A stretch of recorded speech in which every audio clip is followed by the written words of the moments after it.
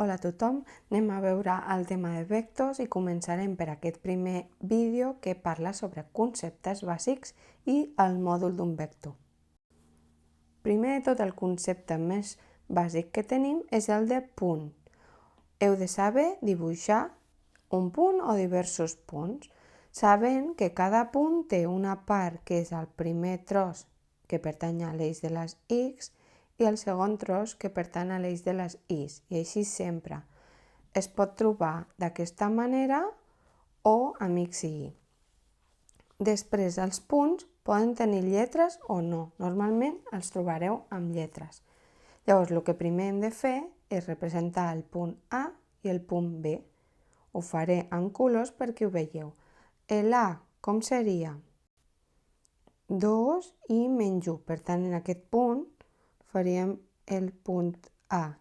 I després el punt B, menys 1, menys 2, menys 3 i 4 cap a dalt. Veieu? Menys 3, 1, 2, 3 i 4, 1, 2, 3, 4. I aquest seria el punt B. I ara em direu, què és un vector? Doncs un vector és un segment que va d'un punt a l'altre i que té una direcció i un sentit. Això ho veurem més endavant quina diferència hi ha entre direcció i sentit. Nosaltres direm que va de A cap a B, aquest sentit i aquesta direcció. Llavors, com es representa amb lletres aquest vector? Vol dir que posarem A, B, a l'ordre és origen i extrem. L'origen és des d'on inicia i l'extrem on acaba. Per tant, sempre posarem origen i extrem i no se'ns pot oblidar aquesta fletxa d'aquí dalt. Si no, no indica que és un vector. Llavors, aquest vector tindrà unes coordenades. Aquestes coordenades les podem calcular o les podem mirar gràficament.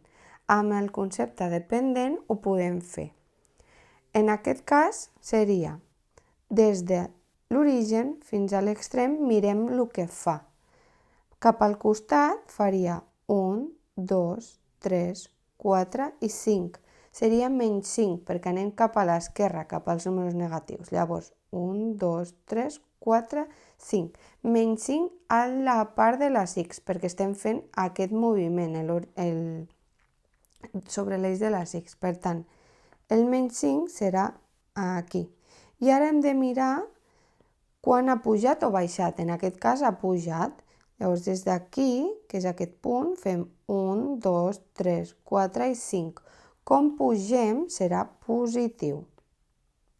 Val? Aquest seria mirant-ho gràficament. Ara anem a fer la fórmula.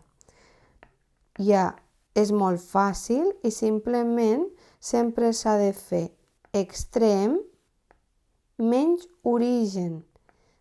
Quin número mirarem? Doncs el de la primera part, la primera coordenada, aquests números. Sabem que l'extrem és el B i l'origen és l'A. Per tant, farem el menys 3 menys l'origen 2. Menys 3 menys 2. I això seria, ho faig en un altre color perquè ho veieu bé, menys 3, menys 3 menys 2. I ara sí, coma. I ara la següent, però d'aquest tros seria igual, extrem menys origen. Però ara mirarem la coordenada de la I, és a dir, aquests dos números. L'extrem és el B, per tant, 4 menys 1. Cuidado aquí, és menys i aquest punt, menys 1. Per tant, serà 4 menys 1, entre parèntesis perquè tenim dos signes. I això, si ho calculem, què donaria? Menys 3 menys 2 menys 5 i aquí l'altre 4 menys fa més, 4 més 1 són 5. I veieu que ens dona el mateix número que aquí. Per tant, es pot fer gràficament o analíticament. Després tenim el mòdul. Què vol dir el mòdul? Nosaltres tenim aquí el segment, que és un vector, però volem saber quant mesura. Quan ho tenim així horitzontal és molt fàcil, però així no sabem com mesura. Hi ha una fórmula per calcular el mòdul. Quant mesura és la longitud del vector. I com es calcula? Farem així. Vol dir que està entre valor absolut el vector. Per què és valor absolut? Valor absolut vol dir que no pot donar negatiu. I per què no pot donar negatiu? Perquè tu no pots mesurar menys 5 centímetres, mesures 5. Per tant, sempre serà positiu. I la fórmula és aquesta.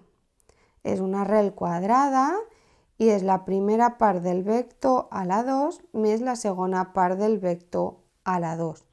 El vector també es pot fer amb v baixa i la fletxa. Com nosaltres tenim el vector aquí, que era menys 5 i 5, ara ho calculem. Seria AB. I la primera part del vector, quina és? Aquesta part. Podem agafar-ho d'aquí, d'aquí és la mateixa. Per tant, menys 5 a la 2. I ara més. I ara l'altra part, quina és? Aquest numeret d'aquí. Per tant, 5 a la 2. I això és directament posar-ho a la calculadora. Si posem això a la calculadora, ens dona 7,07 i seran unitats. Quan fem situacions, doncs seran centímetres, metres, el que sigui. Però sempre us heu de recordar que això és una mida, per tant hem de posar alguna unitat. Anem al tros final. Com us havia dit abans, el vector AB tenia una direcció i un sentit. Anem a començar per la direcció. Aquest vector que és AB i aquest que és CD tenen direccions diferents. Aquest va cap aquí, veieu que va cap a dalt, aquest així. Però no perquè vagi cap a dalt o cap a baix. Pot anar també cap a dalt, com per exemple aquest, que fos DC, però no té la mateixa direcció que aquesta. En canvi, si jo tinc aquest vector que és BA, perquè va de B cap a A, aquests dos sí que tenen la mateixa direcció, igual direcció. Igual que aquests dos, també tenen la mateixa direcció. Però aquest i aquest no tenen la mateixa direcció, diferent direcció. I ara què ens queda? El sentit. El sentit vol dir, imagineu-vos que estem a la carretera i anem a la mateixa direcció, però aquests van de Vendrell a Barcelona i aquests de Barcelona a Vendrell. Tenen la mateixa direcció però sentit contrari. Per tant, aquests dos tenen sentit diferent. Diferent el sentit. Si tinguessin la mateixa direcció, la mateixa direcció i el mateix sentit seria, per exemple, aquest. AB, CD. Aquests sí que tindrien igual la direcció i el mateix sentit. Doncs fins aquí el vídeo, espero que us hagi quedat clar. Qualsevol dubte em pregunteu i ens veiem a classe. Adeu!